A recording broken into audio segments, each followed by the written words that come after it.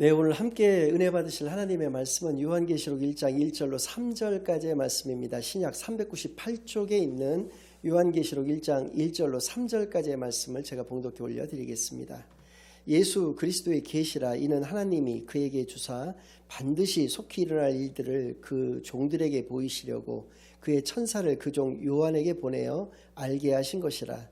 요한은 하나님의 말씀과 예수 그리스도의 증거 곧 자기가 본 것을 다 증언하였느니라. 이 예언의 말씀을 읽는 자와 듣는 자와 그 가운데 기록한 것을 지키는 자는 복이 있나니 때가 가까움이라. 아멘. 하나님 아버지 감사드립니다. 오늘도 귀한 주일로 교회로 예배로 인도하여 주신 은혜를 진정으로 감사드립니다. 지금 이 시간 저희들이 지난 한 주일간 지었던 모든 죄악을 예수 그리스도의 십자가 아래에 다 내려놓고 오직 저희들의 온 마음과 정성을 다하여 하나님께만 드려지는 예배를 통하여 하나님께서만 영광 받으시는 은혜의 시간으로 이 시간을 인도하여 주시옵소서. 모든 것을 감사드리오며 예수 그리스도의 이름으로 기도드리옵나이다. 아멘. 네, 오늘은 왜 요한계시록을 잘 읽어야 하는가라는 제목을 가지고 오늘 본문 말씀을 중심으로 하나님의 말씀을 증거하겠습니다. 성경은 전체적으로 66권으로 되어 있고요. 그 중에서 제일 마지막 성경이 요한계시록이 되겠습니다. 사도 요한께서 반모섬이라는 곳에 복음을 증거하시다가 유배를 가셔서 그곳에서 기록한 것으로 알려진 성경인데요. 오늘 1장 1절 말씀 앞부분에 나와 있는 바와 같이 예수 그리스도의 계시다라고 말씀하여 주고 계십니다. 예수 그리스도께서 예수 그리스도 당신을 직접 보여주신 그런 말씀이다. 이런 의미를 가지고 있죠. 계시라고 하는 것이 우리들에게 그 1장 1절 그 하반절에 나오는 바와 같이 우리들에게 알려주시기 위하여 보여주시는 것을 계시라고 이야기를 합니다. 그러니까 예수님께서 사역을 하시면서 천국에 대해서 비유로 말씀하여 주신 것들을 예를 들어서 말씀드렸을 때 우리가 알고 있는 천국은 그 천국 모습의 전체적인 모습인 아니라는 것이죠. 예수님께서 비유로 알려주신 것만큼만을 우리가 천국에 대해서 알고 있을 수가 있는데요. 계시란 것은 그렇다는 것입니다. 마치 커튼이 이렇게 드리워져 있을 때 커튼이 제껴져서 우리가 볼 수 있는 부분만큼만 보는 것, 그것이 바로 계시라는 것이죠. 그러니까 하나님께서 우리에게 알려주신 것만큼만을 우리가 알 수가 있게 된 것인데, 요한계시록에 기록된 내용은 예수님께서 예수님에 대한 그 모습을 우리에게 알려주고 계시는 것이다. 그래서 우리가 이 요한계시록을 잘 읽어야 되는 그 첫 번째 이유는 바로 이것이 예수 그리스도에 대한 계시이기 때문에 그렇다는 것이죠. 예수님에 대해서 우리가 잘 알기 위해서는 요한계시록을 잘 알아야 하는 것이다 라고 하는 것을 우리로 하여금 알게 하여 주시는 것이죠. 그리고 3절 말씀을 또 보면 이 말씀을 지키는 자가 읽고 듣고 지키는 자는 복이 있다라고 하는 말씀으로 이 요한계시록 시작을 하고 있습니다. 그런데 요한계시록은 22장 21절까지의 말씀까지로 되어 있는데요. 그 22장 7절 말씀에 보면 이렇게 말씀하고 계십니다. 보라 내가 속히 오리니 이 두루마리의 예언의 말씀을 지키는 자는 복이 있으리라 하더라 이렇게 말씀하고 계십니다. 요한계시록의 시작과 끝이 이 말씀을 지키는 자에게는 복이 있다라고 말씀하여 약속하여 주셨다는 것이죠. 그러니까 요한계시록의 말씀을 잘 읽고 잘 깨달아서 이 말씀을 우리의 삶 가운데 적용하는 자에게 하나님께서 복을 약속해 주신 성경이기 때문에 우리가 이 요한계시록을 잘 알아야 된다라고 하는 것이고요. 특별히 이것이 중요한 의미를 가지고 있는 것은 무엇이냐면 신약에서는 이것을 지키는 자에게 복을 주시마라고 약속하신 부분은 이것이 유일한 부분이라는 것입니다. 구약에서는 모세오경을 중심으로 해서 이렇게 하나님의 말씀을 지키는 자에게 복을 주시마고 약속하신 부분들이 여러 등장을 하고 있지만 신약에서는 이렇게 딱 명문화돼서 나오는 곳은 이 요한계시록이 유일하다라고 하는 것이죠. 굉장히 중요한 의미를 가지고 있는 것입니다. 또 하나가 있는데요. 우리가 요한계시록을 잘 읽어야 되는 세 번째 이유라고 말씀을 드릴 수 있는 것은 이 요한계시록을 바라보는 시각이 양극단으로 너무나 극명하게 갈리는 두 가지 시각이 있다는 것입니다. 하나는 회의주의가 그것이고요. 또 하나는 확신주의가 그것입니다. 회의주의라고 하는 것은 이 요한계시록이 너무 어렵다라고 하는 선입견을 가지고 있다는 것이죠. 선입견을 일반 성도들만 가지는 것이 아니라 일반적으로 목사님들까지도 가지고 계시다 보니까 설교 시간에 성도들이 그것을 잘 접하지를 못하게 되다 보니까 요한계시록을 잘 몰라서 이것을 어렵다라고 생각하는 것도 있고요. 또 존 칼빈과 같은 그 종교개혁의 선구자 되시는 분도 성경에서 주석이 없는 유일한 그 부분이 바로 요한계시록이시거든요. 그러다 보니까 종교개혁을 하셨던 분조차도 요한계시록을 잘 풀지를 못하셨는데 우리 같은 사람들은 뭐 말할 것도 없겠다라고 하는 생각에서 요한계시록을 피하게 되는 그러한 결과를 가지게 되는 그런 시각이 회의주의다라고 이야기할 수가 있다는 것이고요. 반대로 이단들을 중심으로 또 일부 목사님들과 같은 경우는 지나치게 자신들이 해석한 부분들이 절대적으로 옳다라고 하는 확신주의를 가지고 있다는 것이죠. 그래서 굳이 한 말씀을 더 덧붙이자면 과도한 확신주의를 가지고 있는 세력들이 좀 문제가 된다는 것이죠. 왜냐하면 그러니까 하나님의 말씀을 증거하는 데 있어서 확신을 가지고 증거하는 것은 매우 중요한 것이지만 그것이 정확하고 옳은 그러한 해석일 때에야 그런 것이죠. 잘못된 해석, 잘못된 어떤 그 확신을 가지고 지나치게 확신을 가지고 증거를 하는 것은 너무나도 잘못된 일이기 때문에 이 두 시각 모두가 다 잘못되어져 있는 것을 우리가 알 수가 있습니다.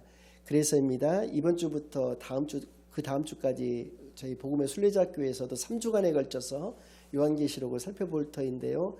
턱없이 부족한 시간들인 관계로 또 이렇게 깊이 있는 또 모두가 이렇게 어려워하는 그리고 논란의 어떤 여지가 많은 이 말씀을 3주간에 걸쳐서 전체적으로 다 살펴본다는 것은 무리가 있을 것 같아서요.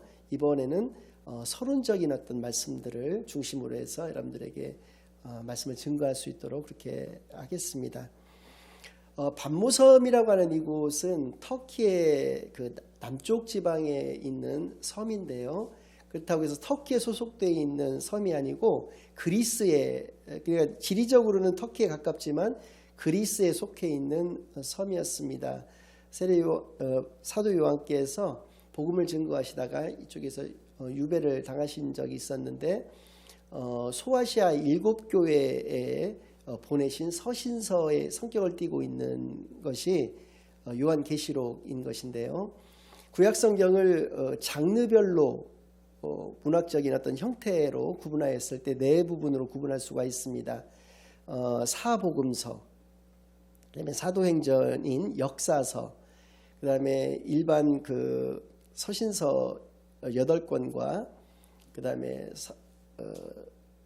사도 바울의 서신서 13권에서 21권의 서신서, 그다음에 계시록, 그러니까 예언서라고 일컬어지는 계시록, 이렇게 네 부분으로 구분할 수가 있는데 요한계시록도 방금 전에 말씀드린 대로 서신서이기 때문에 사실은 세 부분으로 나뉘어도 무리는 없습니다. 사복음서와 역사서와 서신서로 구분되어져 있다, 이렇게 표현해도 괜찮겠는데 아무튼 정통적인 분류법으로서는 네 부분으로 이렇게 나누어서 특별히 계시의 성격을 띠고 있기 때문에 요한계시록을 별도로 구분하는 그런 형태를 가지고 있습니다. 말씀드렸다시피 우리 당시로서는 소아시아에 있는 7교회에게 보내신 것이지만 2차 독자인 우리들에게 있어서도 오늘을 살아가고 또 오늘날에 있어서 이 성경을 읽는 우리들에게도 이 요한계시록은 적실성을 제공해 주고 계시다. 두 가지 의미가 있는데요. 첫 번째는 우리들로 하여금 잘못된 어떤 성경 해석, 잘못된 신앙관 이것에서 벗어나서 올바른 하나님의 참 뜻을 알게 하여 주시는데 이 요한계시록의 기록 목적이 있는 것이다. 이렇게 이야기를 할 수가 있는 것이고요. 이것이 첫 번째 적실성의 이유가 되는 것입니다. 두 번째는 특별히 오늘을 특별히 살아가는 우리들에게 있어서 각 시대별로도 마찬가지였습니다만은 반기독교적인 정서가 팽배해진 시대 속에서 우리가 오늘날 살아가고 있지 않습니까?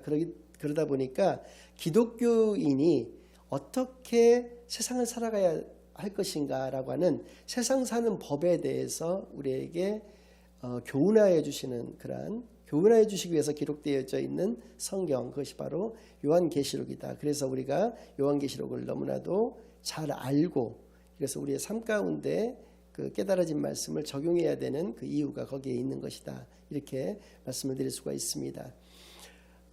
아까도 말씀드렸다시피 이 과도한 확신주의를 가지고 있는 이단들, 대표적인 이단을 여러 가지가 있습니다만은 세 곳만 이야기를 한다면 여호와 증인이라고 하는 곳이 있고요. 또 신천지라고 하는 곳이 있고 JMS 즉 정명석 교가 있습니다.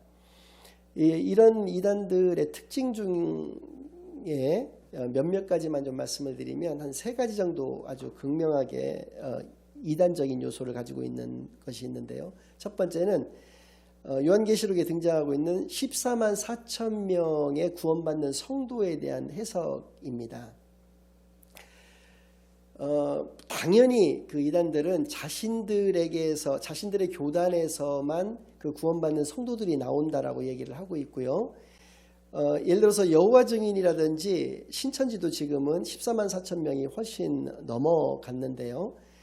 14만 4천 명이 넘어간 시점에서는 어떻게 말을 바꿨냐면 자기들 성도들만이 14만 4천 명이 되어졌을 때 그 사람들만 구원받는다라고 얘기를 했다가 이제 성도가 이제 넘어가니까 뭐라고 얘기하냐면 진실된 성도들, 그러니까 참 진리를 깨닫고 정말 발바닥으로만 뭐 교회를 왔다 갔다 하는 그런 사람들 말고 진짜 성도들, 참 성도들만 14만 4천 명이 되어졌을 때 그 세상에는 종말이 온다. 예수님께서 재림을 하신다. 이렇게 다시 말을 바꿔서 얘기를 하는 것입니다. 그러니까 그것은 약간 주관적인 것이기 때문에요. 그 14만 4천 명에 대한 어떤 그 카운트를 그들 나름이 교주라든지 교주의 측근들을 이렇게 몇 명이서 카운트를 하는 것이니까 그 시기는 고무줄로서 얼마든지 늘릴 수가 있다라고 하는 것인데요. 두 번째는 666이라고 하는 그 짐승의 표, 어떤 실제적인 표식을 지금 이야기를 하고 있습니다. 예를 들어서 바코드라든지 베리칩이라고 이야기하는 뭐 생체칩이라고도 얘기할 수 있는 이런 것들을 절대로 받아서는 안 된다. 그런 것들이 자기가 666이라고 하는 사탄의 어떤 마귀의 표식이 되어지는 것이기 때문에 그런 것을 받아서는 안 된다라고 하는 그런 임의적인 해석이 존재하는 것이고요. 또 요한계시록에 등장하고 있는 이기는 자라고 하는 그 표현에 대한 해석인데요. 그 이기는 자는 보혜사 성령을 의미하시는 것이다. 여기까지는 좋은데 그 보혜사 다음에 그들이 주장하는 바는 어떤 것이냐면 그 자신들이 모시고 있는 교주가 바로 그 보혜사다라고 하는 것을 그들이 이제 주장을 하고 있는 것이죠. 예컨대 신천지에 이만희라는 분이 쓰신 그 책이 있는데요. 천국비밀 요한계시록의 실상이라고 하는 책이 있습니다. 거기에 저자란에 보혜사 이만희저라고 분명히 기록되어져 있다는 것이죠. 그러니까 보혜사가 성령 하나님이신데 그 부분이 바로 자신들의 교주가 된다라고. 실제로 신천지의 이만희와 같은 경우에는 영생을 한다라고 그렇게 주장들을 하고 있습니다. 그러나 이제 그 본인과 그 측근들은 분명히 그가 영생하지 않을 것이라고 생각을 하고 있기 때문에 김남희라고 하는 그의 부인을 통해서 그 후계 작업을 지금 하고 있고요. 만약에 김남희라는 그 후계자도 이렇게 죽게 된다든지 이러면은 또 다른 후계자가 또 나서서 또 말을 바꿔가지고 그렇게 아마 이어져 나갈 것입니다. 아무튼 그들이 가지고 있는 이러한 14만 4천 명에 대한 14만 4천 명이 구원받는 성도에 대한 그런 해석, 666의 짐승의 표에 대한 그런 해석, 이기는 자에 대한 그런 해석들은 영예를 그들은 하고 있다는 것이죠. 영적인 해석, 즉 의미적으로는 그 어감상으로는 굉장히 좋은 말이지만 의미적으로는 그것이 자신들의 자의적인 해석을 한다라고 하는 얘기거든요. 자의적인 해석을 통해서 과도한 확신을 가지고 이제 지금도 현재 포교를 하고 있고요. 특별히 신천지와 같은 경우는 기존 교단의 기존 신자들을 대상으로 포교 활동을 하고 있습니다. 그 중에서도 좀 부끄러운 얘기지만 저와 같은 장로교 신자들을 대상으로 포교 활동을 그들이 하고 있습니다. 왜 그러냐면 다른 교파 같은 경우에는 이렇게 성경 말씀이 중요하다는 것은 뭐 그들도 동의는 합니다만은 성경 말씀에 대한 어떤 그 해석보다는 은혜에 관련된 부분을 좀 강조하는 경우들이 많거든요. 그러니까 예를 들어서 막 이렇게 넘어지고 막 이렇게 치유하고 이런 어떤 부분들의 어떤 기적적인 것과 같은 그런 체험적인 어떤 부분에 주안점을 두고 있는 것에 반해서 장로교 신자들과 같은 경우는 말씀의 중요성을 알고는 너무나도 잘 알고는 있는데 실제로 말씀에 대해서는 많이 공부하지 않는 사람들이 대부분을 이루고 있다라고 하는 것입니다. 그래서 자신들이 해석한 그 요한계시록과 같은 것들을 중심으로 침투를 하는 것이죠. 이런 말씀 들어본 적이 있느냐, 이런 말씀 아느냐, 이런 식으로 해서 침투를 해갖고 오는데, 나 그런 말씀 잘 모른다, 그런 것이 있었느냐, 이제 이런 식으로 반응을 보이면 거기에 틈을 타서 이렇게 접근을 하게 되는 그러한 포교 활동을 통해서 신천지와 같은 경우는 1984년도에 설립이 되어졌는데 불과 한 30여 년이 지난 이 시점에서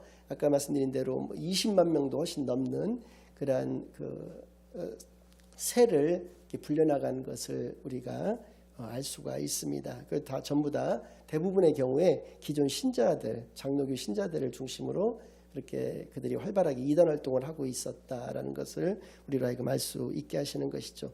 이런 잘못된 해석의 형태가 한 세 가지 정도가 또 있습니다. 첫 번째는 7년 대환란 등 시한부 종말론을 주장할 수 있는 강력한 근거를 요한계시록이 제공해주고 있다라고 그들은 얘기합니다. 그래서 다미성교회 같은 경우에는 아까도 말씀드렸지만 7년 대환란 뭐 이렇게 구체적으로 숫자적인 어떤 부분이 명시가 되어 있는 것 때문에 요한계시록을 그들은 또 이제 잘못된 해석을 통해서 1992년 10월 28일에 휴거가 일어난다. 세상의 종말이 이제 오게 된다라고 이야기를 했습니다. 지금은 2019년도입니다. 여러분들께서 그 결과는 너무나 잘 아실 테지만 이런 식의 그들은 주장을 한다라고 하는 것이죠. 시한부 종말론을 언제 구체적인 시기를 못 박아서 종말을 우리에게 임하게 된다라는 것을 주장을 한다는 것이고요. 그리고